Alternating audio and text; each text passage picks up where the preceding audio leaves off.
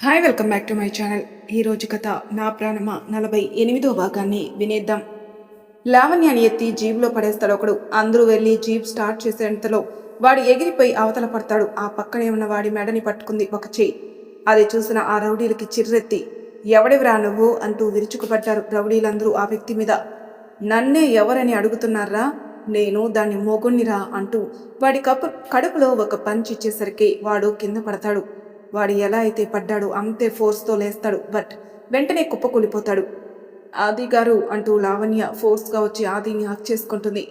ఆది లావణ్య వచ్చిన ఫోర్స్కి ఒక అడుగు వెనక్కి వేసి అలాగే లావణ్యని పొదివి పట్టుకుని తన సింగిల్ హ్యాండ్తో రౌడీలకి చుక్కలు చూపెడుతూ ఉంటాడు. లావణ్య ఆది కౌగిట్లో ఇన్ని రోజులు దూరాన్ని చెరిపేస్తూ ఆది గుండెల్లో ఒదిగిపోతుంది.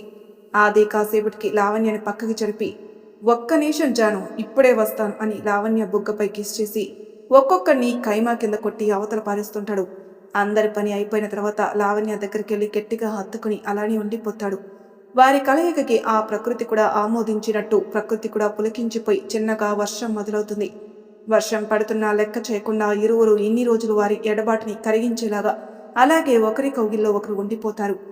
కాసేపటికి పెద్దగా ఒక ఉరుము ఉరవడంతో ఈ లోకంలోకి వచ్చి తడిసి ముద్దైన ఒకరినొకరు చూసుకొని ఇక వెళ్దామా జాను అంటూ ఆదిత్య లావణ్య చేయిని పట్టుకోగా లావణ్య అలాగే ఆదిని చూస్తూ తన వెంటే వెళ్తుంది.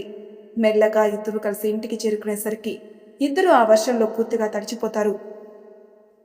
ఆది గారు, మీకు జలుబు చేస్తుంది పదండి అంటూ రూంలోకి తీసుకెళ్లి బెడ్పై కూర్చోబెట్టి తలని తుడుస్తూ ఉంటుంది. ఆది బుద్ధిగా తల తుడిపించుకుంటూ ఉంటాడు. రాజ్ పనుందని బయటికెళ్తాడు. రాజ్ బయట నుండి వచ్చేసరికి ప్రియా పడుకుని ఉంటుంది.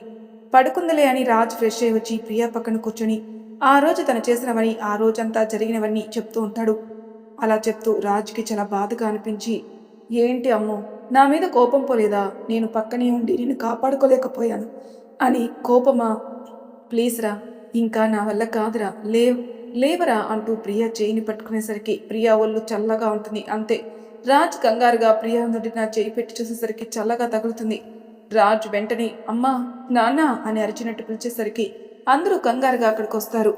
రాజ్ ప్రియని లేపడానికి ఏడుస్తూనే ట్రై చేస్తుంటాడు. సులోచన ఏమైంది కన్నా అంటుంది. అమ్మా ప్రియా అంటూ ఏడుస్తాడు. సులోచన అనుమానంతో కంగారుగా ప్రియని పట్టుకునేసరికి చల్లగా తగులుతుంది. సులోచన భయపడి డాక్టర్కి ఫోన్ చేయండి ఆకాష్ గారు అంటూ ప్రియా చేతుల్ని రబ్ చేస్తూ ఉంటుంది. నిత్య ప్రియా కాల్ రబ్ చేస్తుంటుంది. రాజ్ బాధ వర్ణాతీతంగా ఉంది. ఆకాష్ గారు డాక్టర్కి ఫోన్ చేస్తాడు. డాక్టర్ వచ్చేసరికి రాజ్ అలానే ప్రియని తన ఒడిలో పడుకోబెట్టుకుని ఉంటాడు. డాక్టర్ వచ్చి పల్స్ చెక్ చేస్తుంది. తనకి అనుమానం వచ్చి అందరినీ బయటికి వెళ్ళమని తను చెక్ చేస్తూ ఉంటుంది. రాజ్, నేను వెళ్ళను, నేను నా భార్యతోనే ఉంటాను, తనని విడిచి వెళ్ళను, తనతో పాటే నేను ఉంటాను అనేసరికి డాక్టర్ ఇంక చేసేదేమీ లేక ప్రియని చెక్ చేస్తూ ఉంటుంది. ఇక్కడ ఆదిత్య తల తొడవడం అయిపోగానే అలవాట్లో పొరపాటుగా ఆదికి డ్రెస్ మార్చడానికి బటన్స్ తీస్తూ ఉంటుంది. ఆది అలానే లావణ్య రెప్ప వేయకుండా చూస్తూ ఉంటాడు. లావణ్య ఏవేవో మాట్లాడుతూ ఆది షర్ట్ విప్పి తుడిచి కబోర్డ్స్ దగ్గరికి వెళ్ళి డ్రెస్ తీస్తూ ఉంటుంది. ఈలోగా ఆది వెనుక నుంచి వచ్చి లావణ్యని హత్తుకుని అలాగే ఉంటాడు. అప్పుడు గుర్తుకొస్తుంది లావణ్యకి ఆది మామూలు అయ్యాడని. వెంటనే ఇటు తిరిగి ఆదిని చూడలేక తన గుండెల్లో ఒదిగిపోతుంది సిగ్గుతో. ఆది మెల్లగా లావణ్య చెవిలో, అబ్బో, ఇన్ని రోజులు లేని సిగ్గు ఇప్పుడు హఠాత్తుగా ముంచుకొచ్చిందే. లావణ్య, ఆది గారు, మీరు మామూలు అయ్యారని మర్చిపోయి రోజులాగే నాలో నేను మాట్లాడుకుంటూ మీతో మాట్లాడుతుండడం అలవాటైపోయి అలాగే చేస్తున్నాను. మిమ్మల్ని ఇలా ఇంత అంటూ ఆగిపోతుంది. వెంటనే ఆదికి దూరం జరిగి బాల్కనీలోకి పరిగెత్తి అక్కడ గోడని పట్టుకొని ఆకాశంలోకి చూస్తూ ఉంటుంది. తన కంటి నుండి కన్నీరు జాలువారుతూ ఉంటుంది. ఆదిత్య లావణ్య దగ్గరకు వచ్చి వెనక నుండి హత్తుకుని ఇవ్వడంతో లావణ్య కన్నీరు వచ్చి ఆది చేయిపై పడతాయి. ఆది కంగారుగా ఏమైంది అంటూ లావణ్యని ముందుకు తిప్పుకుంటాడు. లావణ్య ఏడుస్తూనే, ఆది గారు, మీకు తెలుసా నేనెంత భయపడిపోయాను అంటూ తను ఇన్ని రోజులు ఎంత నరకం అనుభవించిందో అంతా చెప్తూ ఉంటుంది. నాకు తెలుసులే కానీ నువ్వు నా మీద ప్రాణాలు పెట్టుకున్నావు కదా, ఆ ప్రేమ కోసమే నేను తిరిగి వచ్చాను, అది నీకు తెలుసా అంటూ తన కళ్ళలోకి చూస్తూ, చాలు చాలు, ఇప్పటికే చాలా ఏడ్చావు అంటూ తన కన్నీళ్ళని తుడిచి తన కళ్ళపై ముద్దు పెట్టుకుంటాడు. ఇంకెప్పుడు మన మధ్య ఈ కన్నీళ్లు ఉండకూడదు. ఇంకొకసారి ఈ కళ్ళ నుంచి ఈ ముత్యాలు రాలాయే అనుకో, వాటిని పట్టుకోవడం నా వల్ల కాదు అంటూ ఆది లావణ్యాన్ని తన కౌగిల్లో బిగిస్తాడు. జాను, ఇన్ని రోజులు నేను ఎలా ఉన్నానను భరిస్తూ నీ ప్రేమతో నన్ను మామూలు స్థితికి తీసుకొచ్చావు. నాపై నీకున్న ప్రేమ ముందు నీపై నాకున్న ప్రేమ చాలా తక్కువే అంటూ తన ఆదరాలని అందుకుంటాడు. ఆ ముద్దులో ఎలాంటి కోరిక లేదు. ఇన్ని రోజులు వారి దూరానికి చిహ్నంగా ఆ దూరాన్ని చెరిపేస్తూ ఒకరి మనసులో ఒకరికి ఎన్నో ఊసులు చెప్పుకుంటూ ఉంటారు. అలా కాసేపు అయిన తరువాత ఒకరి నుండి ఒకరు విడిపడతారు. లావణ్య సిగ్గుతో ఆదిని తోసేసి తను ఫ్రెష్ కావడానికి వాష్రూంలోకి వెళ్తుంది. అలవాటు ప్రకారం బట్టలు తీసుకోదు. స్నానం చేసిన తర్వాత అయ్యో ఇప్పుడెలా అంటూ తను టవల్ కట్టుకుని డోర్ తెరిచి తల మాత్రం బయట పెట్టి అటు ఇటు చూస్తుంది.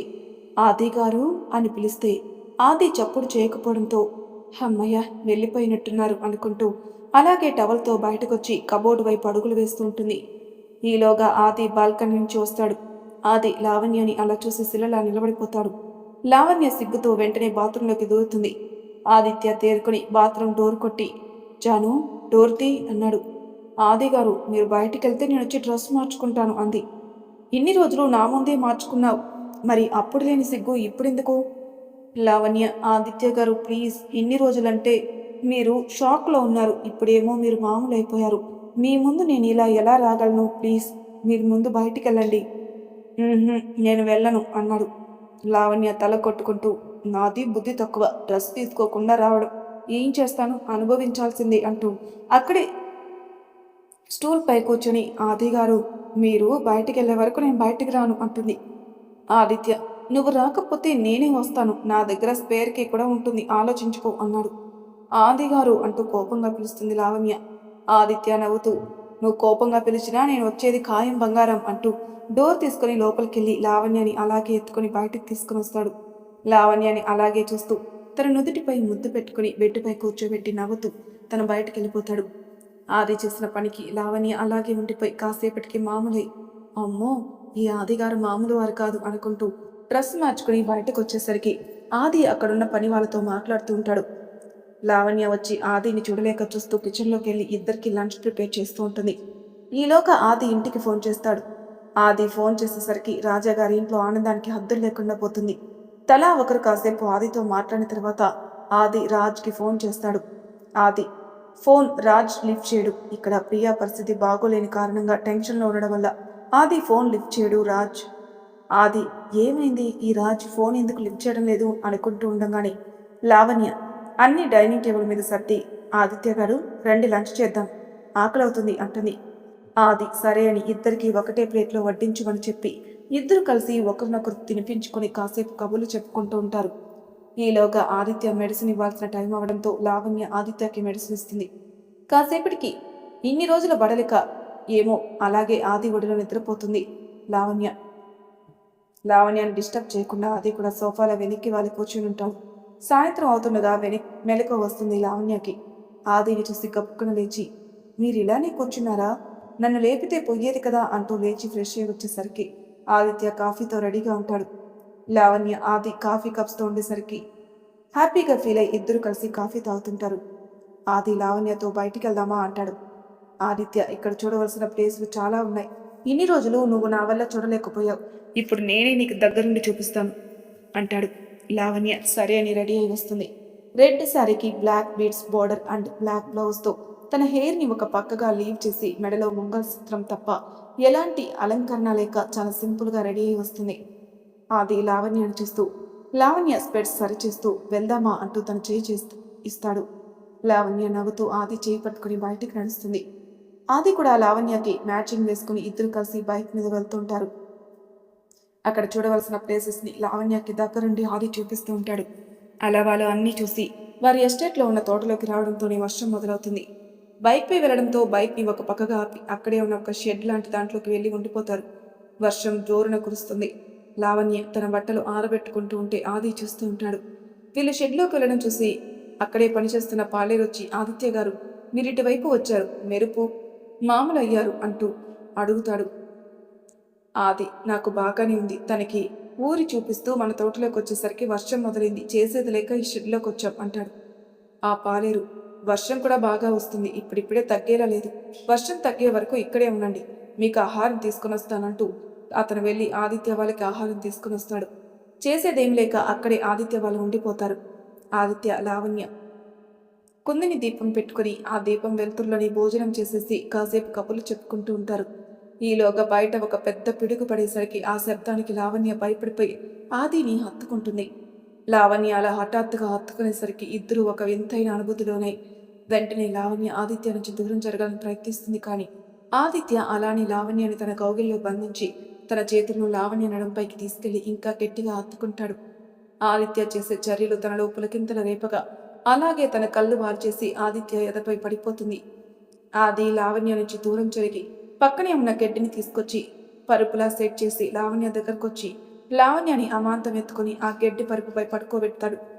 లావణ్యని అమాంతం తన మీదకు లాక్కొని తన అదరాలతో సృశిస్తూ అదర సంతకం చేస్తూ తన చేతులతో లావణ్య అణువణువు సృశిస్తూ లావణ్యని ఆక్రమిస్తూ ఉంటాడు. ఆదిత్య చేష్టలకి లావణ్యకి భయంగా ఉన్నా తనతో సహకరిస్తూ ఉంటుంది. ఆదిత్య పూర్తిగా లావణ్యని తనలో కలిపేసుకుంటాడు. ఆ రాత్రి ఇద్దరికి తీయని రాత్రిగా మిగిలిపోతుంది. ఇద్దరి మధ్య దూరానికి తెరతీసి విడిపోని బంధాన్ని ఏర్పరచుకుంటారు ఇద్దరు. ఇక్కడ డాక్టర్ చెక్ చేసిన తర్వాత రాజ్ వైపు చూస్తూ అందరినీ పిలవమని చెప్తుంది. రాజ్ అందరినీ పిలవడంతో అందరూ లోపలికి వస్తారు. సులోచన డాక్టర్ని ఏమైంది అని అడగడంతో డాక్టర్ మీ అందరికీ ఒక గుడ్ న్యూస్, తను తల్లి కాబోతుంది అంటూ ప్రియకి ఇంజెక్షన్ చేస్తుంది. అది విని సంతోషపడాలో లేకపోతే ప్రియా ఉన్న పరిస్థితికి బాధపడాలో తెలియని రాజ్ మీరంటున్నది అంటూ ఆగిపోతాడు. నేనన్నది కరెక్టే, తన తల్లి కాబోతుంది, కాకపోతే చాలా వీక్గా ఉంది. తను ఇప్పుడు కోమా స్టేజ్లో ఉంది. ఇప్పుడైతే బేబీ గ్రోత్కి ప్రాబ్లం లేదు, కానీ బేబీ పెరుగుతూ ఉంటే కష్టం. తను లేచి చక్కగా తిరిగి హెల్దీగా ఉంటే, హెల్దీ ఫుడ్ తీసుకుంటే బాగుంటుంది. లేకపోతే ఇలానే కోమాలో ఉంటే తనకు అబార్షన్ అయ్యే అవకాశాలు ఎక్కువగా ఉన్నాయి. అంతవరకు కేర్ తీసుకోండి మీరు అని చెప్పి డాక్టర్ వెళ్ళిపోతుంది. అందరూ ఇక చేసేదేమీ లేక రాజ్ దగ్గరకు వచ్చి జాగ్రత్తగా చూసుకోమని చెప్పి వెళ్ళిపోతారు. రాజ్ ప్రియని సరిగ్గా పడుకోబెట్టి ప్రియా పక్కనే పడుకొని తనని అమాంతం కౌగిలించుకొని, అమ్మో నీకు తెలుసా, మనం అమ్మా నాన్న కాబోతున్నాం, ఇప్పటికైనా లేవరా, మన బేబీని మనం కాపాడుకుందాం, నేను నీకు ప్రామిస్ చేస్తున్నాను, నీకు బేబీకి ఏం కాకుండా చూసుకుంటాను అంటూ ఏడుస్తూ ఉంటాడు. ఇంత హ్యాపీ మూమెంట్లో నువ్వు ఇలా ఉంటావా, లేవరా అంటూ, మనిద్దరం మన బేబీ చాలు, ఇంకా ఎవరు వద్దు, కావాలంటే ఇక్కడ నుండి అందరికీ దూరంగా వెళ్ళిపోదాం.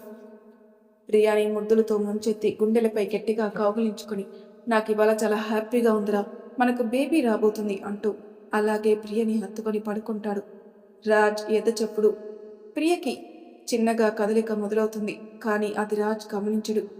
తెల్లవారిన తర్వాత రాజ్కి ఒక ఫోన్ వస్తే సులోచన దగ్గరికి వెళ్ళి, అమ్మ ప్రియని చూస్తూ ఉండు, నేను ఒక 2 రోజుల్లో తిరిగి వచ్చేస్తాను, నాకు వర్క్ ఉంది, అది ఏంటి అని అడగండి, వెళ్ళి పని సక్సెస్ అవ్వాలని దీవించు అని సులోచన దగ్గర ఆశీర్వాదం తీసుకొని ప్రియా దగ్గరకు వచ్చి, అమ్మో నేను వస్తే 3 రోజుల్లో తిరిగి వస్తాను, ఒకవేళ రాకుంటే నువ్వు బేబీ జాగ్రత్త అంటూ తనని ముద్దు పెట్టుకుని తన కడుపుపై కూడా ఒక ముద్దిచ్చి, టేక్ కేర్, బాయ్ బాయ్ చిన్న అంటూ ఒకసారి ప్రియాని హత్తుకుని వెళ్తూ వెళ్తూ వెనక్కి తిరిగి ప్రియాని చూసి హ్యాపీగా బయటికి వెళ్తాడు రాజ్. ఇక్కడ ఆది నిద్ర లేచి చూసేసరికి లావణ్య తన గుండెలపైన పడుకునడంతో ఆది హ్యాపీగా ఫీల్ అయి లావణ్యని మరింతగా హత్తుకొని లావణ్య నుదుటిపైన ముద్దు పెట్టుకుని అలా ఉండిపోతాడు. ఎంత భయపడ్డావు కదా, ఇకపై నీకు ఎలాంటి కష్టం లేకుండా చేస్తాను, నిన్ను నా హృదయంలో పెట్టుకొని చూసుకుంటాను అంటూ తనకి తానే ఒక ప్రామిస్ చేసుకుని అలాగే ఉండిపోతాడు. కాసేపటికి లావణ్యకి మెలకువ వచ్చి తాను ఆది గుండెలపై ఉండడం చూసి చిరునవ్వుతో లేచి ఆది బుగ్గపై కిస్ చేస్తుంది. తను కిస్ చేసిన వెంటనే ఆది కళ్ళు తెరిస్తే లావణ్య సిగ్గులో మొగ్గై తనని ఆది కౌగిల్లో బంధిస్తుంది. అలా ఆది లావణ్యాలు ఇంకో 4-5 రోజులు ఊటీలోనే ఉండి ఊటీని మొత్తం చుట్టేసి సరదాగా ఊటీలో గడిపి ఒకరిలో ఒకరు ఒదిగిపోయి ఒకరినొకరు బాగా అర్థం చేసుకున్న తర్వాత నేరుగా ఢిల్లీ బయలుదేరతారు ప్రియాను చూడ్డానికి. రాజ్ నేరుగా ప్రియా దగ్గర నుంచి వెళ్ళి యష్ని కలుస్తాడు. ఇద్దరు కలిసి ముంబై వెళ్తారు. ముంబై వెళ్ళేసరికి రాత్రి అవడం వల్ల డైరెక్ట్గా రాజ్ వాళ్ళ హోటల్కి వెళ్ళి అక్కడే ఆ రాత్రి స్టే చేస్తారు. మరునాడు ఉదయం ఊరి అవుట్స్కట్స్లో ఉన్న రాజ్ గెస్ట్ హౌస్లో ఒక వ్యక్తి, వారి అనుచరులు అరెస్ట్ చేయబడి ఉంటారు. వాళ్ళు ముంబై పోలీసుల అండర్లో ఉంటారు. యష్ తనని ఇంట్రడ్యూస్ చేసుకుని అక్కడ అరెస్ట్ చేయబడిన వాడి దగ్గరికి వచ్చి వాడిని ఇంట్రాగేట్ చేస్తుంటాడు. రాజ్ అదంతా దూరం నుండి చూస్తూనే ఉంటాడు. ఎదుటివాడు యష్ ఎంత ప్రయత్నించినా వాడు నిజం చెప్పట్లేదు. రాజ్కి కోపం వచ్చి అసహనంతో వాడి దగ్గరికి వెళ్ళి వాడిని ఒక తన్ను తనేసరికి వాడు కుర్చీతో సహా కింద పడతాడు. రాజ్ వెంటనే వాడి మెడ మీద కాలు పెట్టి చెప్పరా అంటూ గర్జించి అడిగేసరికి వాడు భయపడి చెప్తాను అనడంతో వదిలేసి తాపీగా వాడిని కూర్చోబెడతాడు.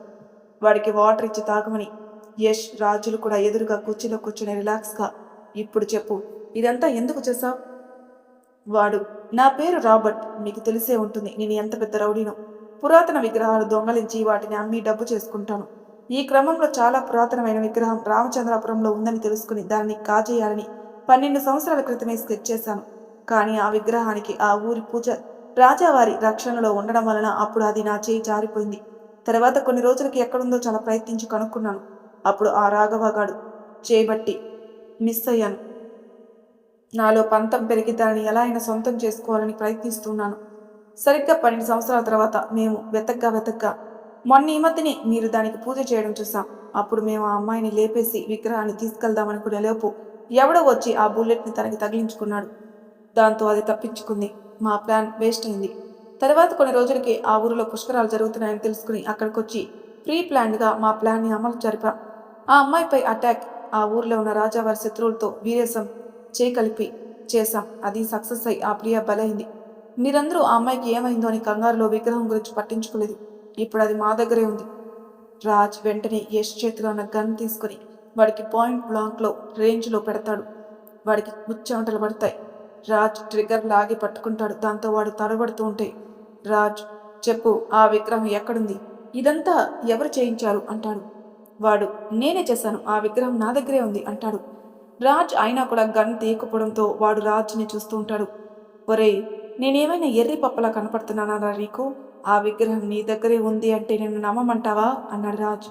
నువ్వు చెప్పినంత మాత్రాన నేను నమ్ముతానని ఎలా అనుకుంటున్నావు? నాకు తెలిసి దీని వెనక ఏదో బలమైన వాళ్ళే ఉన్నారు. ఆ రోజు నేను విగ్రహాన్ని ఇంట్లో పెట్టడానికి వెళితే నా వెహికల్ని ఎవరో ఫారినర్స్ వెంబడించడం నీ చూశాను. అప్పుడే అర్థమైంది దీనంతటి వెనక ఎవరో పెద్ద హస్తమే ఉందని. ప్రియాపై అటాక్ జరిగిన రోజు నాకు ఫోన్ చేసింది కూడా నువ్వు కాదు. వాడికి తెలుగు సరిగ్గా రావట్లేదు. అందుకే అడుగుతున్నాను. లాస్ట్ 2 minutes టైం ఇస్తున్నాను. ఈలోగా చెప్పలేదు అనుకో, నువ్వు చెప్పినా చెప్పకపోయినా నా బుల్లెట్ నీ గుండెల్ని చీల్చడం ఖాయం అంటూ గన్ని పట్టుకుని అలాగే ఉంటాడు. దాంతో అతను భయపడి చెప్తాను అంటాడు.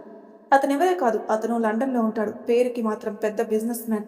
తన పేరు దేవ్ చోప్రా. రాజుకి ఆ పేరు వినగానే ఏదో తట్టి యష్తో, వీని జాగ్రత్తగా చూస్తూ ఉండు, నేను ఇప్పుడే లండన్ బయలుదేరుతున్నాను అని అంటే, యష్ నేను కూడా వస్తాను అనడంతో ఇద్దరు కలిసి బయలుదేరుతారు. రాబర్ట్ని వాడి అనుచరులు అక్కడ పోలీసులు తీసుకెళ్ళిపోతారు. మరి తర్వాయి భాగంలో ఏం జరుగుతుందో నెక్స్ట్ ఎపిసోడ్లో తెలుసుకుందాం. అంతవరకు నా ఛానల్ సబ్స్క్రైబ్ చేయని వాళ్ళు ప్లీజ్ సబ్స్క్రైబ్ చేసుకోండి, లైక్ చేసి షేర్ చేయండి, మీ అభిప్రాయాలు నా కామెంట్ రూపంలో తెలియజేయండి. Thank you for listening.